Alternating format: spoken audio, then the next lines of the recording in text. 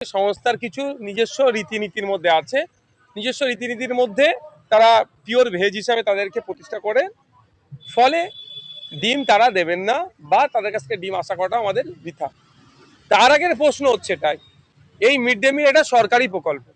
এই প্রকল্প যখন একটা বেসরকারি সংস্থার হাতে দেওয়া হচ্ছে, কোন নিয়ম মেনে কোন প্রসিডিওরে দেওয়া হচ্ছে, এটা হচ্ছে বড় কথা। ইসকনকে দিচ্ছে বা কাকে দিচ্ছে সেটা আমার কাছে বড় প্রশ্ন নয়। বড় প্রশ্ন হচ্ছে যখন সরকারি প্রকল্প বেসরকারিতে যাচ্ছে কোন নিয়ম মেনে দেওয়া হচ্ছে, এটা কথা। দ্বিতীয় কথা হচ্ছে সেটা হচ্ছে ডিমের পরিবর্তে কি বলা হচ্ছে, যখন এখানে চর্চা হচ্ছে রাজমা দেবে বা আপনার সোয়াবিন দেবে বা পনির দেবে। তো রাজমা 100 গ্রাম রাজমাকে আপনি যদি আপনার জন্য করেন, ডাল তৈরি করেন, সেখানে আপনি প্রোটিন পাবেন 7 to 8 গ্রাম, কিন্তু একটা ডিম থেকে আপনি প্রোটিন পাবেন 13 গ্রাম। তাহলে এখানে আর 100 গ্রাম রাজমার দাম কত আজকের মার্কেটে, একটা ডিমের দাম কত? যদিও ডিমের দাম এখন বাড়ছে বিকজ অফ যে ছুড়াছুড়ি চলছে আমাদের এখন এখানে, ডিম ছুড়াছুড়ি পশ্চিমবাংলা যা চলছে, ডিমের দাম বাড়ছে, কিন্তু সেই অর্থে তো নয়। এবং শুধু তাই নয়, পনির দেওয়ার কথা বলছে। পনির 100 গ্রামের দাম কত আজকের মার্কেটে? ফলে যে টাকা বরাদ্দ হচ্ছে সেই টাকায় পুষ্টিকর খাদ্য পাওয়া থেকে বাচ্চাগুলো দূরে থাকতে বঞ্চিত হচ্ছে। পশ্চিমবাংলায় এমন অনেক পরিবার আছে তাদের বাচ্চাদেরকে স্কুলে এই জন্যই পাঠায়, আমি এই কোড আনকোড বলছি, আর্থিকভাবে এত দুর্বল যে অন্তত স্কুলে গেলে মিড ডে মিলটা পেলে একটু ভালো খাবার তারা পাবে, ফলে তারাও কিন্তু এর থেকে বঞ্চিত হতে পারে। সুতরাং এই বিষয়টা বিবেচনা করতেই হবে, অন্যথায় গার্জেনের পক্ষ থেকে দেখবেন রিট হবে, মামলা হবে। আর আমি একজন জনপ্রতিনিধি, গার্জেন মানুষের স্বার্থে এই যে সরকার চাপিয়ে দেওয়া নীতির বিরুদ্ধে যদি গার্জেনরা না মামলা করতে যায়, আমি মামলা করব।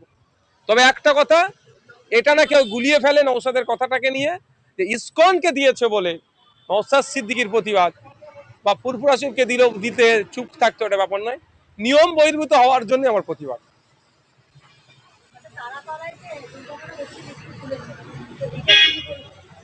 যে মর্মান্তিক ঘটনা ঘটেছে, সর্বপ্রথম যারা মারা গিয়েছে তাদের পরিবারকে সমবেদনা জানাই।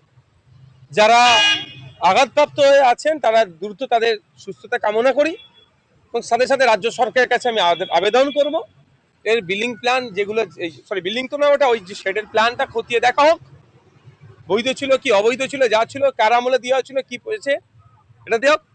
3 নম্বর যেটা বলবো রাজ্য সরকারের কাছে, যে যারা ওখানে ছিল, যারা ক্ষতিগ্রস্ত হয়েছে বা যারা মারা গিয়েছে, প্রত্যেকে কিন্তু লেবার ক্লাসের, ফলে তাদের একটা ক্ষতিপূরণের ব্যবস্থা করা হোক। যে প্রথম গিয়েছিলেন অনেক টিপ্পনি অনেক কিছু বলেছিল, আমি অভিষেক বাবুর উদ্দেশ্যে তখন একটা বার্তা দিয়েছিলাম যে ওই কোয়ালিটি আই ট্রিটমেন্ট আমাদের ওয়েস্ট বেঙ্গলে নিয়ে আসুন।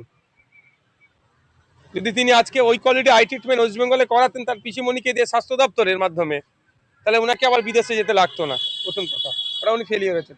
দ্বিতীয় কথা, এখন যা পরিস্থিতি চলছে, উনি যদি সত্যিকারের অর্থে ওনার চোখ ট্রিটমেন্ট করার জন্য যেতে চান, বাংলার অলিতে গলিতে ভালো তৃণমূল বলুক আর খারাপ তৃণমূল বলুন, মানে তৃণমূল ভালো খারাপ হয়ে গেছে, একটা কালীঘাট তৃণমূল আর একটা আর বলছি না তৃণমূল, তো যাই বা সাধারণ মানুষকে জিজ্ঞাসা করুন না কেন, তারা প্রত্যেকেই বলবে দেখুন যে পালিয়ে যাওয়ার জন্য করছে।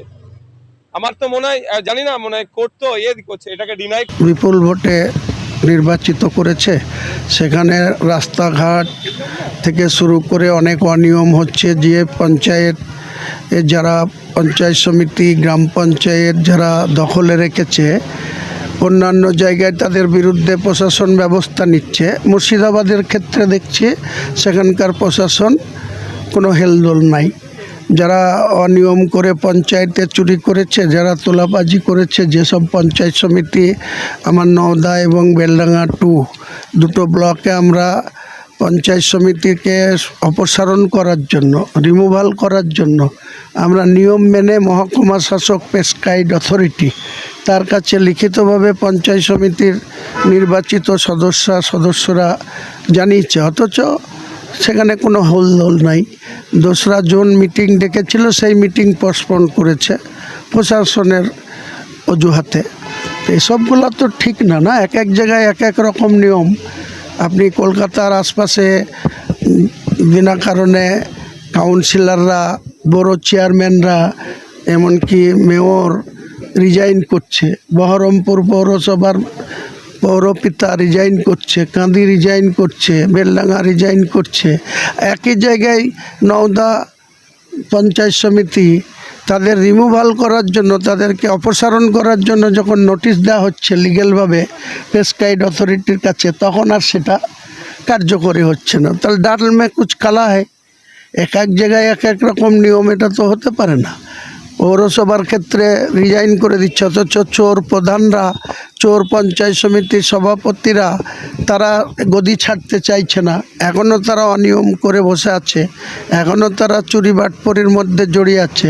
তাহলে তাদের বিরুদ্ধেই সরকারের কি উদ্দেশ্য, কি তারা চাইছে, সেটাই তো আমরা বুঝতে পারছি না। মুখ্যমন্ত্রী বিধানসভা অভ্যন্তরে বলছেন যে রেড রোড নিয়ে এটা বিতর্ক তৈরি হয়েছে, সেখানে দেখা যাচ্ছে যে মানে মুসলিমদেরকে নামাজ পড়তে দেওয়া হয়নি, অথচ দেখা যাচ্ছে আপনার রেড রোডে আপনার 7 দিন ধরে যোগ দিবস রয়েছে। ধরেন যে লঙ্কায় যায় সে রাবণ হয়। এনারা বিরোধী আসনে ছিল, তখন এনারা মিটিং মিছিল করতে গিয়ে বাধা পেয়েছে, এনারা সেখানে কোনো জায়গায় ইচ্ছে মতো সভা করতে পারেনি, হাইকোর্টে যেতে হয়েছে। মুখ্যমন্ত্রী আজকেও হাউসের ভিতরে সেসব পরিসংখ্যান দিয়ে বক্তব্য রেখেছেন। কাজেই এখন গদি পাল্টে গেছে, এখন বিরোধীতে ছিল তারা শাসকে এসছে, তারা মর্জি মোতাবেক এসব সিদ্ধান্ত নিচ্ছে। সেখানে মানুষ দেখবে, যেসব মানুষ বিরোধী থেকে ক্ষমতায় আনে আবার তাদেরকেই ক্ষমতাচ্যুত করে আবার শাসক দলকে বিরোধী আসনে পাঠিয়ে দেয়। যখন অতিরিক্ত কিছু হবে তখন সেই আমজনতা, সাধারণ মানুষ যারা জনাদেশ দিয়ে নিয়ে এসছে, তারাই তখন তাদের বিরুদ্ধচারণ করবে। দাদা, দুটো প্রশ্ন। একটা, মুখ্যমন্ত্রী বিধানসভা অভ্যন্তরে বললেন যে কোনো রকম সোহরাওয়ার্দীর নামে নয়, দরকার পড়লে এপিজে আব্দুল কালামের নামে রাস্তা করুন। আর দ্বিতীয়, অভিষেক বন্দ্যোপাধ্যায়কে রীতিমতো মাফিয়া বলে কটাক্ষ করলেন, কি বলবেন এটা? দেখুন, সে হাউসের বাইরের সদস্য, সে মেম্বার অফ পার্লামেন্ট, তাকে নিয়ে ডাইরেক্ট নাম করে হাউসের ভিতরে এই ধরনের কথা বলাটা ডেকোরিয়াম মেনটেন করে না, এটা ডেকোরিয়ামভাবে বলা যায় না। যে হাউসের সদস্য হবে সে যদি কোনো খারাপ কাজ করে তার বিরুদ্ধে বলা যায়, কিন্তু যেহেতু সে লোকসভার মেম্বার, সে যদি তার কোনো জায়গায় কিছু করে তাহলে এই সরকার তার বিরুদ্ধে এখনও সে গ্রেপ্তার হয়নি কেন, এখনও তাকে গ্রেপ্তার করে হাজতবাস করায়নি কেন, এখনও তাকে ডাকা হচ্ছে আর তার কাছ থেকে জিজ্ঞাসাবাদ করা হচ্ছে আর তাকে আবার রিলিজ করা হচ্ছে। তাহলে এসবের ব্যাখ্যা তো মুখ্যমন্ত্রী দিতে পারবেন। আর সোহরাওয়ার্দী যে রাস্তা, সেটা নিয়ে বললেন যে কোনো এটা নিয়ে আমার কিছু বলার নেই। কেউ রাস্তা নাম পরিবর্তন করে কোনো উন্নয়ন হয় না, ডেভেলপমেন্ট হয় না। ডেভেলপমেন্ট করতে গেলে প্রকৃত মান অনুযায়ী চলতে হয়, যেখানে যা দরকার সেটা প্রয়োজনীয় পদক্ষেপ করতে হয়। দাদা, অভিষেক বন্দ্যোপাধ্যায় তৃণমূল থেকে বহিষ্কার, যেটা এখন চর্চার আছে এই খবরটা, এসব কোনো বৈধতা নেই। যারা বহিষ্কার